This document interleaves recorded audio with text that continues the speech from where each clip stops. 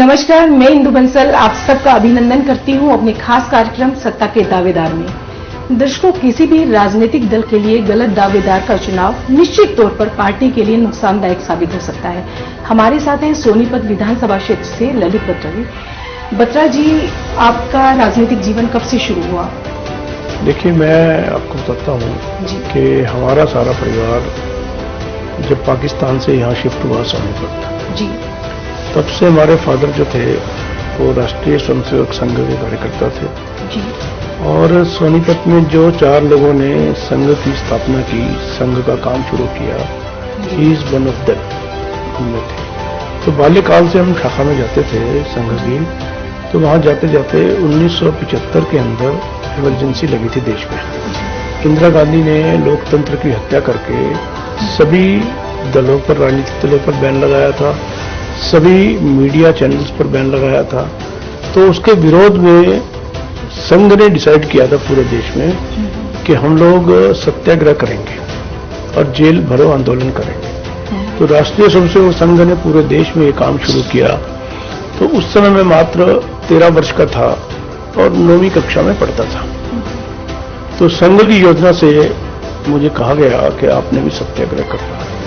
तो सोनीपत से भारत माता की जय, इमरजेंसी के 3 दलाल, इंदिरा, संजय, बंसीलाल और इस प्रकार के नारे लगाते हुए हम रोड्स पर निकले। और जब रोड्स पर गए वहां तो हमें पुलिस ने गिरफ्तार किया और गिरफ्तार करके हमारी प्रताड़ना की काफी। और उसके बाद हमें रोहतक जेल में भेज दिया। और रोहतक जेल में हम रह करके, मैं 9वीं क्लास में पढ़ता था, तो जब एग्जाम देने के लिए आए तो एक हाथ में हथकड़ी होती थी और एक हाथ से एग्जाम देते थे और पुलिस वाला हमारे साथ बैठता था। ऐसा करके हमने 13वीं कक्षा में, जब 13वीं वर्ष में था, 9वीं कक्षा का एग्जाम देने के लिए रोहतक से मैं आया था। तो उसके बाद मैं विद्यार्थी परिषद से, क्योंकि 81 में कॉलेज में चले गए थे, तो भारत से विद्यार्थी परिषद से जुड़े। विद्यार्थी परिषद से हमारे एक कार्यकर्ता थे, उन्होंने चुनाव लड़ा, सुनील कौशल जी। तो उनके साथ हमने काफी काम किया।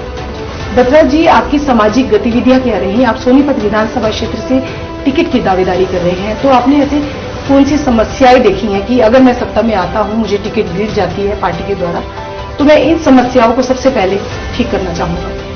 देखिए, अभी मैंने 3 वर्ष पहले जी यहाँ पर मेयर का चुनाव लड़ा। पार्टी ने मुझे बुला करके टिकट दी और मैंने 59,000 वोट यहाँ पर प्राप्त किए। और जिस दिन से मैंने 59,000 वोट प्राप्त किए, मेरे अंदर एक ऐसा हौसला आया कि मुझे जनता की सेवा करनी चाहिए, क्योंकि जनता मुझे पसंद करती है। और आपकी जानकारी के लिए बता रहा हूं कि सोनीपत विधानसभा और कुछ गांव उसमें जुड़े थे और कुछ टिकट हमने जेजेपी को दी थी, भारतीय जनता पार्टी का समझौता था। तो उन गांवों से मैं 13,000 वोटों से हारा। पर सोनीपत विधानसभा जो अपने आप में थी, उससे मैं थोड़ा सा जीत करके गया। तो उस समय से लेकर के आज तक आप सोनीपत की जनता से भी पता करिए, आपको पता लगेगा। क्योंकि खाली मैं जो कहूंगा, मैं तो अपनी फेवर की बात कहूंगा, पर मजा तब आएगा जब आप जनता के बीच जाएंगे, जनता से पूछेंगे कि 3 साल हो गए, 4 साल ललित बत्रा जी को आपके बीच में आए हुए, कि उनकी वर्किंग कैसी है। अगर वो आपको जो बात मैं कह रहा हूं वो सत्य बताएं तो मेरी बात को ओके कर देना, नहीं तो मान लेना कि मैंने झूठ बोला मीडिया के सामने। देखिए, मैं अपने ऑफिस में सुबह 11 बजे से लेकर के लगभग 3 बजे तक पब्लिक डीलिंग के लिए बैठता हूं। और भगवान की कृपा से मेरी काम करने की जो शैली है बाकी लोगों से, विधायकों से अलग है जी।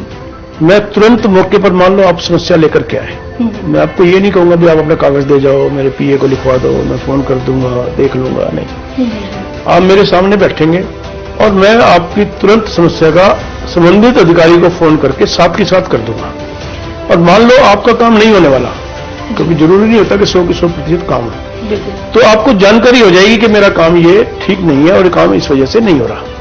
यानी पिछले 4 साल के अंदर जो जनता ने मेरी कार्यशैली देखी, शायद उसी का परिणाम है कि इतना लोग मुझे आज पसंद कर रहे हैं। बत्रा जी, आपने अभी बताया कि आप संघ से जुड़े रहे, तो संघ को आप किस रूप में परिभाषित करना चाहेंगे?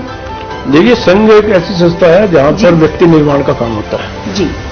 वो राजनीतिक, डायरेक्ट राजनीति में नहीं वो करते, इन्वॉल्व नहीं होते, जी। और उनके दिए हुए संस्कारों के द्वारा हम राजनीति में काम करते हैं। जी। तो आज अभी जो हमने मेयर का चुनाव लड़ा, कुछ संक्षिप्त में बताइए आप संघ की। देखिए, संघ के अंदर जैसे मैंने बताया व्यक्ति निर्माण का काम होता है। बिल्कुल। मुझे तो याद है, मुझे तो अपना ये भी याद नहीं संघ प्रवेश मेरा कब का है। जन्म से ही पिताजी के साथ छोटे से थे, बाल काल में पहली दूसरी में पढ़ते होंगे, तब से शाखा में जाना शुरू किया। और मैं सौभाग्यशाली रहा कि संघ की शाखा में जाकर के जो मैंने संस्कार लिए, आज वो सोनीपत की जनता आपको बता सकती है। मैं अपने मुंह से बताऊंगा तो थोड़ा अच्छा भी लगेगा। मैंने अभी जो मेयर का चुनाव लड़ा, उस मेयर के चुनाव में मैंने, अब मेरी वीडियो निकाल करके देखेंगे, मेरे भाषण का जो मुख्य उद्देश्य था वो ये था कि मैं सोनीपत में बदलाव चाहता हूं, राजनीतिक बदलाव चाहता हूं। सोनीपत को मैं पंचकुला की तर्ज पे डेवलप करना चाहता हूं। वहां पर उन्होंने क्या किया, मैं आपको थोड़ा सा बता देता हूं ताकि जनता को ध्यान रहे कि मेरा आईक्यू क्या है। जी बिल्कुल। मैं क्या करना चाहता हूं। जी बिल्कुल। मान लो जनता मुझे पार्टी मौका देती है और जनता मुझे चुनती है, तो मेरे आईक्यू क्या है। आपके चैनल के माध्यम से मैं जनता को स्पष्ट करना चाहता हूं कि मैं सोनीपत को एक सुंदर, मैं एक सुंदर शहर बनाना चाहता हूं, जो कि आज तक के, देखिए जितने भी हमारे विधानसभा में जीते लोग, आप उनकी बैकग्राउंड उठा करके देखिए। पैसे के आधार पर अनाप शनाप पैसा देके, कुछ बांट करके, घड़ियां बांट के, जग बांट के और वॉशिंग मशीन्स तक लोगों ने बांटी हैं। वो बांट करके चुनाव तो जीत गए। मैं अब जैसे जिस भी मोहल्ले में जाता हूं, मैं उनसे एक प्रश्न करता हूं कि जो यहां का विधायक था पिछले 5 साल में आपकी गली में आया क्या? एक भी गली से मुझे ये सुनने को नहीं मिला कि विधानसभा जीतने के बाद वो कभी आपके इलाके में आए हैं। जी। और मैं रेगुलर जो है, शाम को मेरे कार्यक्रम, चाय के कार्यक्रम होते हैं और हर गली में होते हैं। आज एक भी गली ऐसी नहीं है सोनीपत की जहां पर अपने साथी नहीं बैठे, अपने कार्यकर्ता नहीं बैठे, और जहां के लोगों जो मेरे पास समस्या लेके आते हैं उनका मैंने काम ना किया। तो पंचकुला की तर्ज पर मैं सोनीपत को बनाना चाहता हूं। आप देखिए, पंचकुला के अंदर जाइए आप, कितनी भी तेज बारिश हो जाए, 15 मिनट के बाद आपको वहां पानी नहीं मिलेगा। पानी की निकासी का प्रबंध अच्छा है। लाइट की व्यवस्था बहुत अच्छी है, क्योंकि सारी लाइटें उन्होंने अंडरग्राउंड कर दी हैं, तारे उनकी। सारी कंक्रीट की सड़कें बनाई हैं उन्होंने। और सीवर उन्होंने क्रम से किया। पहले सड़क की खुदाई की, उसमें सीवर डाला, बिजली की लाइन डाली, उसके बाद जाकर के उसके ऊपर कंक्रीट डाली, सीवर की लाइन डाली, उसके बाद कंक्रीट डाली। यानी मैंने भी जो है सोनीपत में जो हमारे मेयर बने थे निखिल बदान, जब वो अपोजिशन में थे, आज तो हमारी पार्टी में, तो उस समय उनको भी मैंने ये सुझाव दिया था कि आप मेयर बने हो, आप मेरे साथ बैठ जाओ, मैं आपको काम की, ये स्वार्थ नहीं है कि आपको मैंने नीचा दिखाना, मेरा स्वार्थ है कि सोनीपत की डेवलपमेंट होनी चाहिए और आप इसको इस प्रकार से काम करो। पर उनकी कुछ मजबूरी रही होगी तो किस कारण से वो काम नहीं कर पाए। तो आज हमारी पार्टी में उनका हमने स्वागत भी किया है।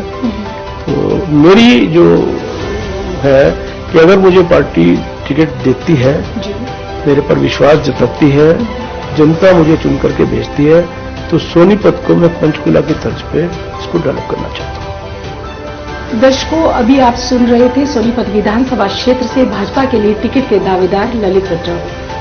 अभी हम फिर से आपके साथ मुखातिब होंगे एक नए चेहरे के साथ। आप देखते रहिए talk show with doctor Indu Bansal. दर्शकों, आपने अभी ललित बत्रा जी को सुना, बहुत अच्छा लगा, बहुत सरल शब्दों में, स्पष्ट शब्दों में इन्होंने अपनी बात रखी। मुझे इनको सुनने के बाद, ललित बत्रा जी को सुनने के बाद, वाजपेयी जी की कुछ पंक्तियां याद आती हैं जो मैं चाहूंगी हर राजनेता के मन में होने चाहिए। बाधाएं आती हैं आए, घिरे परले की घोर घटाए, पांवों के नीचे हो अंगारे, सिर पे बरसे यदि ज्वालाए, निज हाथों में आग लगाकर धीरे धीरे जलना होगा, कदम मिलाकर चलना होगा, कदम मिलाकर चलना होगा। जय हिंद, जय भारत।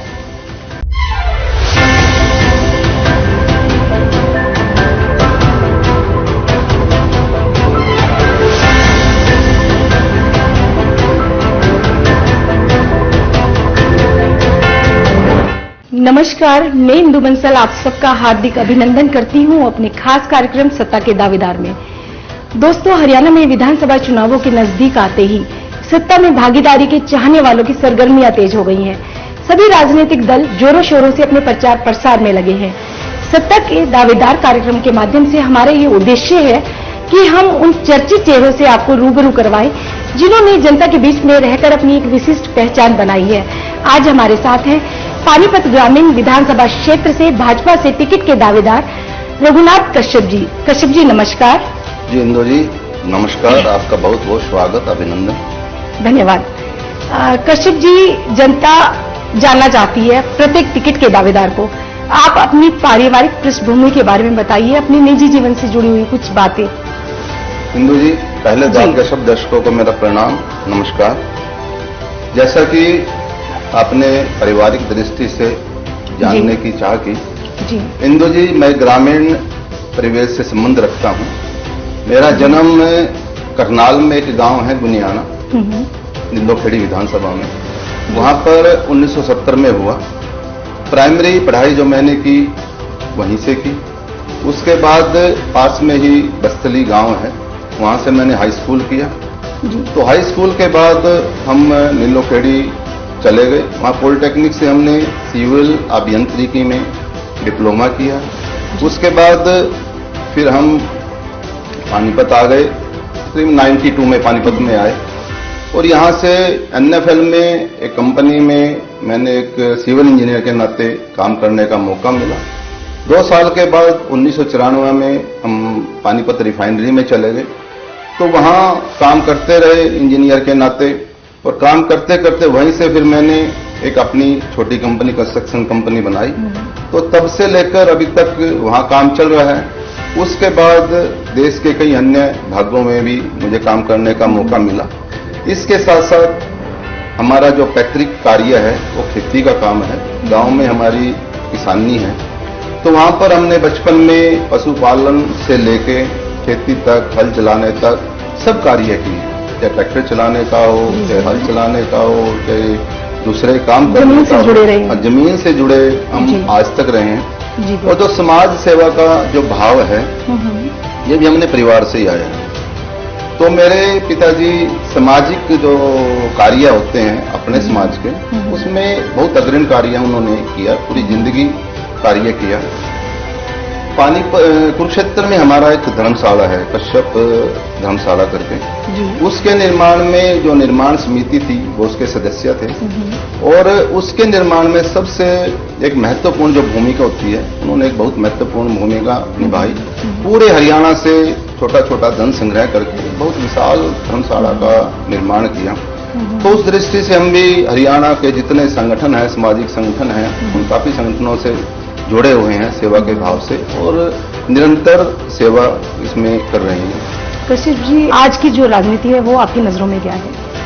तो राजनीति एक सेवा का माध्यम है। यदि आप मन से सेवा करना चाहते हैं तो एक अच्छा माध्यम है जो सरकार के और एक आम जनता का एक माध्यम बनके सेतु का काम करता है। सेतु का काम करती है। जी कश्यप जी, चुनाव प्रचार जोरों शोरों से हो रहा है, सभी अपना कर रहे हैं, टिकट की दावेदारी चाह रहे हैं। तो मैं आपसे ये जानना चाहती हूँ, जनता भी यकीनन जानना चाहती होगी कि सामाजिक भागीदारी के चलते आपने इस क्षेत्र के लिए क्या क्या किया है और क्या कर रहे हैं? देखिए जी, पहले तो यदि आप विशेष तौर पे देखते हैं अभी उसने क्या किया जी, बिल्कुल, क्योंकि एक व्यक्ति एक समाज में ही अपना योगदान दे सकता है जी, जो समाज में संगठन होते हैं या समाज के जो अन्य अन्य काम होते हैं उसमें सहयोग करता है। उसके लिए हम पिछले यदि हम पानीपत ग्रामीण की ही बात करें तो मैं जैसे यहाँ 1998 से मैंने यहाँ रहना शुरू किया था। 1998 के बाद कोई भी सामाजिक कार्यक्रम होता है, चाहे वो रामलीला का कार्यक्रम हो, दशहरे के कार्यक्रम हो, या कोई दूसरे जागरणों के कार्यक्रम हो, या कोई सामाजिक जैसे कोई सेलिब्रेशन हो, जिस तरह से कोई भी कार्यक्रम हो उसमें हमको जाने का मौका मिलता है, एज ए सेवक जाने का मौका मिलता है, कोई उसमें विशिष्ट अतिथि के रूप में, कोई मुख्य अतिथि के रूप में, इस तरह से सब निमंत्रण देते रहते हैं। चाहे गौशाला की बात कर रहे हैं, गौशाला वाले काफी सारे गौशालों से मैं वैसे भी जुड़ा हुआ हूँ।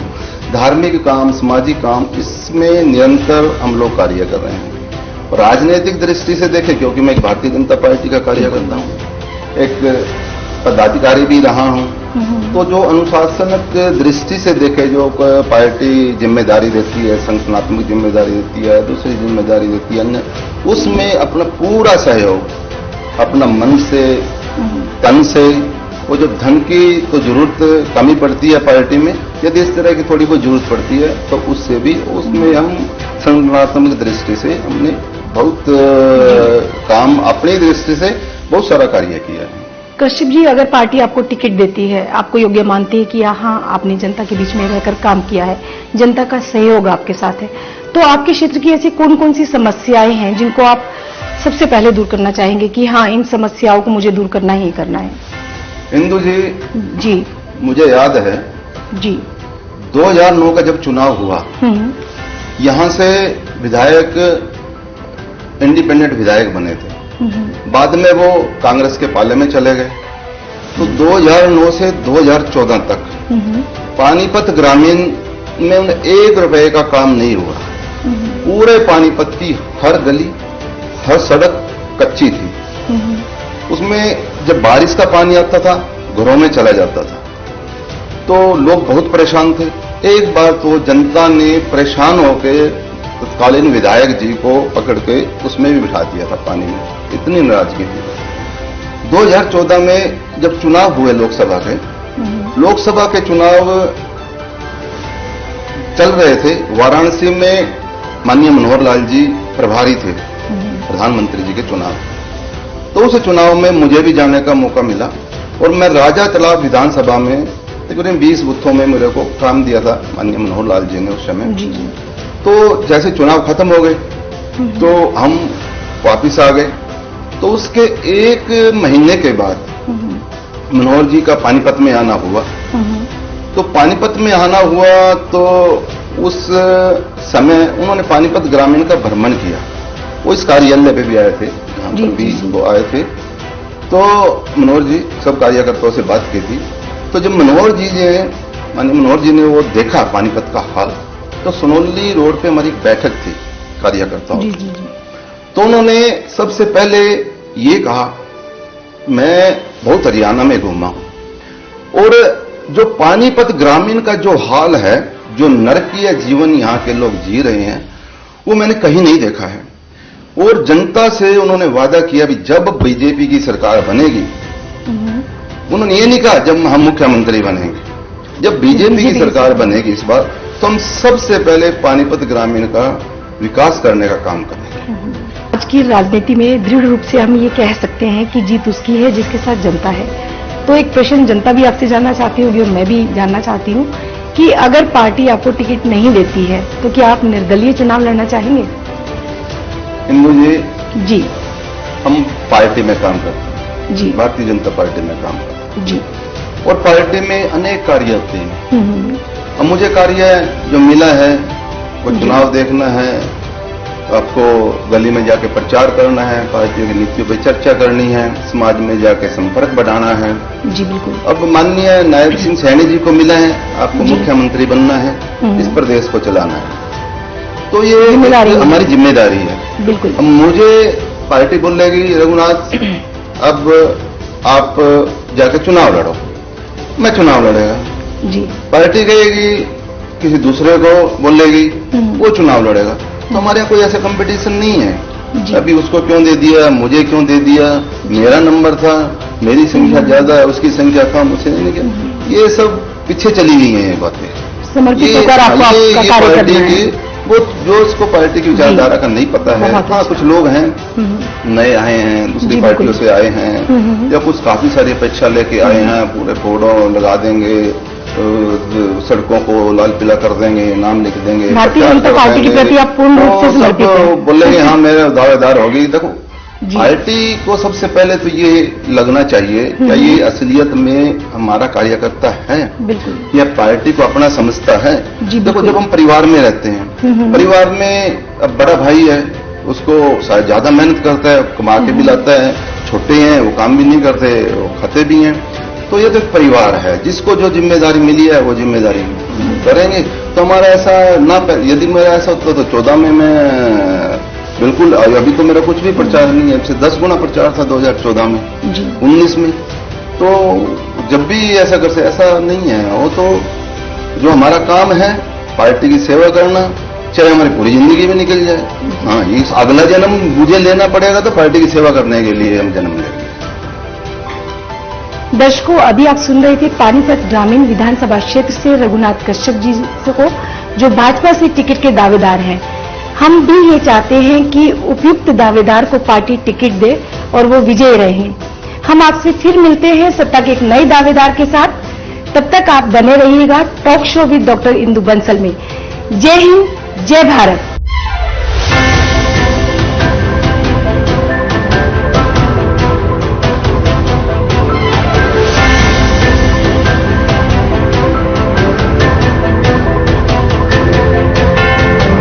नमस्कार, मैं इंदु बंसल आप सबका अभिनंदन करती हूं अपने खास कार्यक्रम सत्ता के दावेदार में।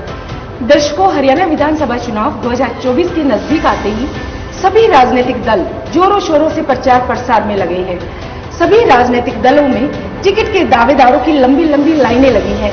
उन्हीं लंबी लाइनों के बीच में से कुछ ऐसे चर्चित चेहरे हैं जिनसे हम आपको परिचित करवाना चाहते हैं। हमारे साथ हैं गोहाना विधानसभा क्षेत्र से भाजपा से टिकट के दावेदार राम अवतार बंसल जी। आइए हम उनसे कुछ बातचीत करते हैं, उनके बारे में जानते हैं। बंसल जी नमस्कार। नमस्कार। बंसल जी, सबसे पहले आप अपनी पारिवारिक पृष्ठभूमि के बारे में बताइए, क्योंकि हमारी जनता भी जानना चाहती है कि हमारे बीच में से कौन टिकट के दावेदार हैं। जी मैम। जी मैडम, मेरा यहाँ पे एक मैम रोड के सामने एक स्पेयर पार्ट की दुकान हुआ करती थी सन 1985। उसके बाद मैंने जींद मोड़ पे यहाँ पे किराए की ली थी दुकान, और जींद मोड़ पे अपना प्लॉट लेके एक कबाड़ी है उसके सामने, अमीर कबाड़ी के सामने मैंने अपनी पर्सनल जगह खरीद के और उसमें दुकान बनाई थी। तो मेरा स्पेयर पार्ट्स, इंजन पार्ट्स और थोड़े बहुत इंजन वगैरह बेचता था मैं। तो उसके बाद सन 2000 में मैंने सैनिटरी हार्डवेयर पेंट का काम किया था, मतलब चेंज करके लाइन चेंज। तो कुछ कारण ऐसे हो जाते हैं तो कुछ लाइन चेंज करनी पड़ी। तो उसके बाद मैं एक दोस्त के यहाँ मिलने गया था गुड़गांव। तो गुड़गांव में देखा मैंने भाई यहाँ पे स्कोप अच्छा है, तो मैं गुड़गांव में सैनिटरी हार्डवेयर पेंट का काम बच्चों का भविष्य बनाने के लिए वहां पे मैंने सेट किया था। और मैंने लगभग 2011-12 में ये ऑफिस बनाया है बीजेपी का, जिसमें आप बैठे हैं। ये भारतीय जनता पार्टी को मैंने सपोर्ट कर दिया था। हमारे अध्यक्ष होते थे श्री राम विलास जी शर्मा, वो आए थे उद्घाटन पे। फिर हमने जनसभा मंडी नई अनाज मंडी में वहां पे हमने अपनी जनसभा करवाई थी। तो कुल मिला के पार्टी के साथ शुरू से जुड़ा हुआ हूं। 12 साल का संघ प्रवेश है मेरा। जगदीश जी मित्तल वहां प्रांत प्रचारक हुआ करते थे उस टाइम के, तो शाखा लगानी शुरू कर दी थी हमने। तो कुछ कारणों से बीच में व्यापार की कुछ समस्याएं, कुछ और बीच में आना जाना कम रहा है। तो ये ऑफिस बनाने का मकसद क्या था मेरा, कि मेरी कुछ जनहित की भावना ऐसे बनी थी तो कुछ न कुछ किया जाए। यहाँ पे हमारे गांव शहर को तो देखो हम संभाल लेते हैं, कुल मिला के नगर पालिका है, ये है वो है, लेकिन गांव के अंदर कुछ सुविधा वगैरह पहुंचाना बहुत ही कठिन है।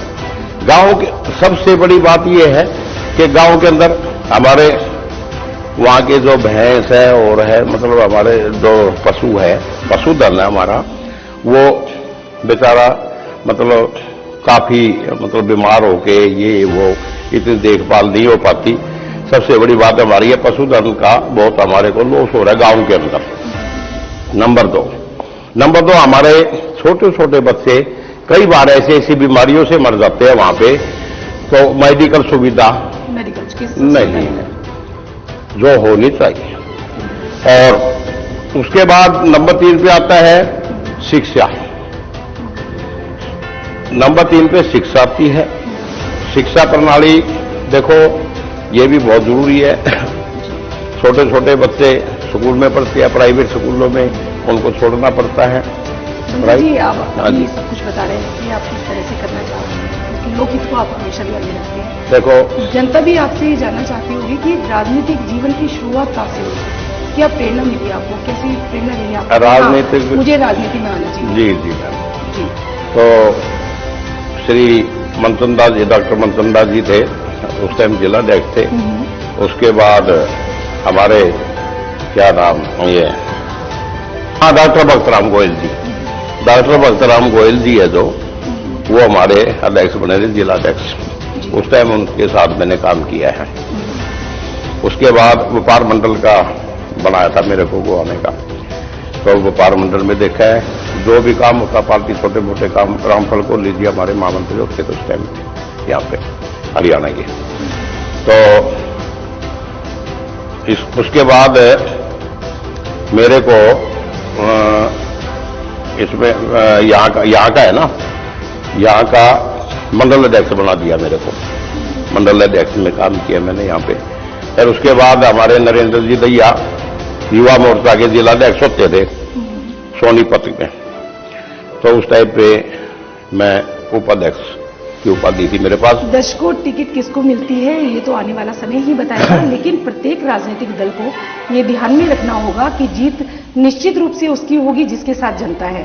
बंसल जी, गोहाना विधानसभा क्षेत्र से आप अपनी टिकट की दावेदारी को कितने मजबूत रूप से देखते हैं? मैडम नंबर 1, जी मैं संघ के संस्कारों से जुड़ा हुआ हूँ, एक तरह से पला हुआ हूँ। जैसे माता पिता अपनी गोद में बच्चे को पालते हैं, हाँ, आपने अभी ऐसे 12 वर्ष की अल्पायु हाँ जी आपने- बिल्कुल 12 वर्ष की अल्पायु में जी मैंने संघ ज्वाइन किया था। जी तो उसके बाद ऐसी कृपा रही हमारे ऊपर, तो कोई किसी किस्म का ऐब आजकल पता नहीं लोगों के अंदर क्या क्या कमियां हैं, कोई कमी नहीं आ रही। सबसे बढ़िया बात यह है, मैं बड़ा आभारी हूं संघ का। जी हाँ, जो प्रेरणा, इतनी बढ़िया प्रेरणा जो संघ में मिलती है हर एक जगह नहीं मिलती है, या सत्संग में मिलती है या संघ में मिलती है, दो ही चीज है ये। बंसल जी, भारतीय प्रेरणा जनता पार्टी स्रोत। आप पर विश्वास करती है, जी। आपको टिकट देती है, तो ऐसी कौन कौन सी विकास योजनाएं हैं जिनको आप गोहाना विधानसभा क्षेत्र में लाना चाहेंगे? देखो मैडम, जी, हमारा है कौन सी समस्याएं आपने ऐसे मुद्दे- ग्रामीण क्षेत्र है हमारा नंबर 1। ये बात हम सबको समझनी पड़ेगी, सोचनी पड़ेगी। जी, पहले ग्रामीण क्षेत्र का भला हो। जी, 80% हमारी जनता गांव में रहती है, हाँ जी, ठीक है। अगर ग्रामीण क्षेत्र का भला होगा तो तभी शहर का भला होगा। ग्रामीण खुशहाल होंगे, शहर भी खुशहाल होंगे। ग्राम वाले बेचारे कमा नहीं पाते, कोई ओलावृष्टि होगी जी, कोई आगजनी होगी, कोई ये हो गया, कोई पशु डेथ कर गया उनकी, मतलब ऐसी ऐसी समस्याओं से जूझते हैं। तो मेरा कहने का तात्पर्य ये है, नंबर 1 तो वहां पे मेडिकल सुविधा अच्छी हो, गांव में जी, स्वच्छ पानी मिले उनको। नंबर 3 स्वास्थ्य, बच्चों को शिक्षा शिक्षा बहुत जरूरी है। बहुत जरूरी। प्राइवेटों में इतना एफर्ट नहीं कर पाते हैं, प्राइवेटों में खर्चे बहुत है, नहीं दे पाते हैं। सरकारी स्कूलों में सरकारी स्कूलों में इतनी सुविधा जर्जर अवस्था में है। ना के बराबर ही है। बिल्कुल। सभी लोग बोलते हैं, टीवी वगैरह पे देखते हैं हम, और जाके भी देखते हैं, जर्जर हालात में है। बिल्कुल, तो मैं तो ये चाहूंगा, चाहे मेरे को टिकट मिले ना मिले, नो प्रॉब्लम, कोई दिक्कत नहीं है, किसी भी भाई को मिले, भाई जमींदार की तरफ थोड़ा ध्यान करते हुए उसी से हमारे शहर खुशहाल हो सकते हैं। अगर जमींदार खुशहाल होगा तो। कई बार इनको दवाइयां वगैरह है, ये है वो, उनमें बड़ी प्रॉब्लम आ जाती है, लेकिन अपने बीजेपी के राज में तो ऐसा नहीं हुआ। खैर, अगर भाई कोई आई हो, सुना नहीं मैंने, अगर आई भी होगी तो देखो मेरी नॉलेज में नहीं आई है बात। भाई हो सका शुरू में 5-7 साल पहले, 10 साल पहले कभी आई हो एक आधी बार, तो ये है ना, ये चीजें बहुत गहनता से विचार करना पड़ेगा सरकार को, और विधानसभा में ये आवाज उठाने वाले आदमी मदद कर सकता है। दर्शकों, अभी आप सुन रहे थे गोहाना विधानसभा क्षेत्र से भाजपा के लिए टिकट के दावेदार राम अवतार बंसल जी को। जल्दी ही हम फिर मिलते हैं अपने कार्यक्रम सत्ता के दावेदार में। आप देखते रहिए talk show with doctor Indu Bansal. जय हिंद, जय भारत।